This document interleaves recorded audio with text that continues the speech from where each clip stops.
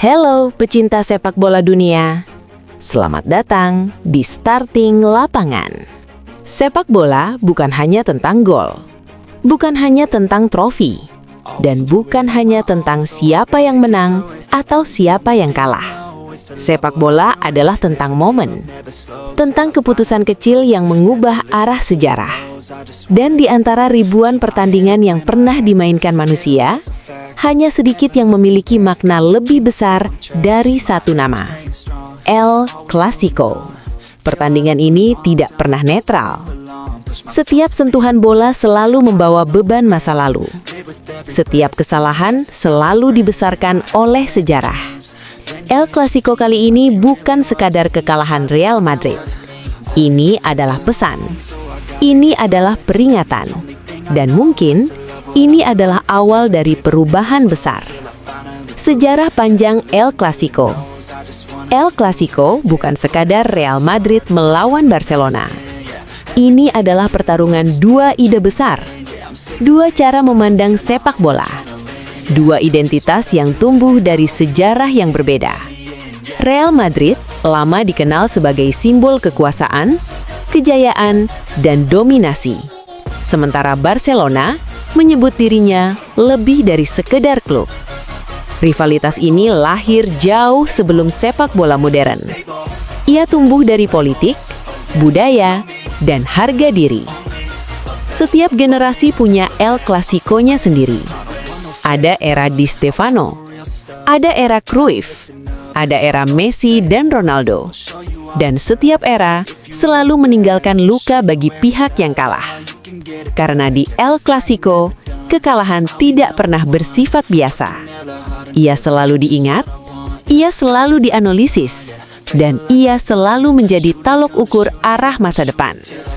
Kondisi Real Madrid sebelum laga. Real Madrid datang ke laga ini dengan status yang berat.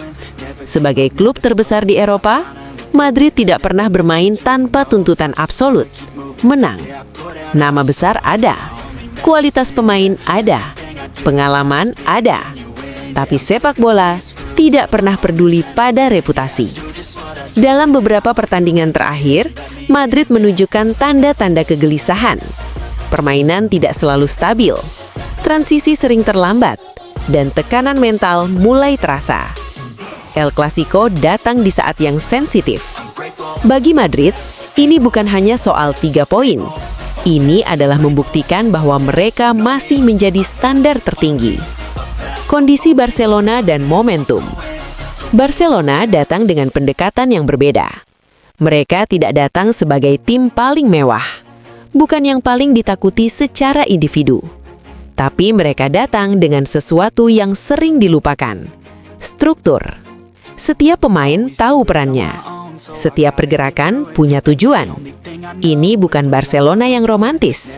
Ini Barcelona yang realistis. Mereka tidak terburu-buru. Mereka tidak panik. Dan di El Clasico, ketenangan adalah senjata paling berbahaya. Babak pertama, analisis mendalam.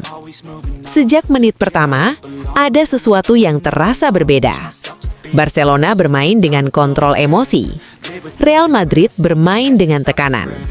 Madrid mencoba mendominasi, namun sering kehilangan detail kecil.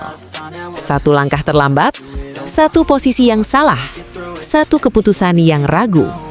Dalam El Clasico, detail kecil tidak pernah kecil. Barcelona membaca itu, dan mereka menunggu. Babak kedua dan titik balik. Babak kedua selalu menjadi cermin karakter. Dan disinilah perbedaan terlihat jelas. Barcelona semakin sabar. Real Madrid semakin emosional. Tekanan mengubah keputusan. Keputusan mengubah hasil. El Clasico tidak dimenangkan oleh siapa yang lebih berani, tetapi oleh siapa yang lebih disiplin. Mengapa Real Madrid gagal? Kekalahan ini bukan tentang satu pemain, bukan satu momen, dan bukan satu kesalahan. Ini tentang akumulasi, tentang detail yang diabaikan. Klub besar sering lupa bahwa sejarah tidak menjamin masa depan. El Clasico mengingatkan Madrid bahwa mereka tetap manusia. Reaksi media dunia. Media dunia bereaksi cepat. Madrid dikritik, Barcelona dipuji, bukan karena skor semata, tetapi karena cara bermain, kontrol, ketenangan, kedisiplinan. Dampak jangka panjang. El Clasico tidak pernah selesai saat peluit akhir berbunyi. Ia terus hidup dalam keputusan manajemen, dalam arah kebijakan klub, dan dalam memori pemain. Kemenangan memberi keyakinan, kekalahan memaksa perubahan. Real Madrid kalah hari ini, tapi sepak bola selalu memberi kesempatan untuk bangkit. Barcelona menang, dan mereka membuktikan bahwa struktur selalu mengalahkan ego. El Clasico telah selesai, tapi ceritanya akan terus dibicarakan. Real Madrid tumbang, bukan hanya oleh Barcelona di lapangan, tetapi juga oleh kesalahan dari bangku cadangan. Sejak peluit awal, Madrid tampak kehilangan arah. Struktur permainan rapuh, transisi selat, dan pressing yang tak pernah benar-benar menyatu. Barcelona bermain dengan kontrol emosi. Real Madrid bermain dengan tekanan. Madrid mencoba mendominasi, namun sering kehilangan detail kecil. Satu langkah terlambat, satu posisi yang salah, satu keputusan yang ragu. Puncak masalah muncul saat pergantian pemain dilakukan. Alih-alih memperbaiki keseimbangan, pergantian justru mematikan ritme. Pemain kunci ditarik keluar di momen krusial, tapi pengganti masuk tanpa skema yang jelas. Tidak ada perubahan pola, tidak ada kejutan taktik. Yang tersisa hanyalah kebingungan.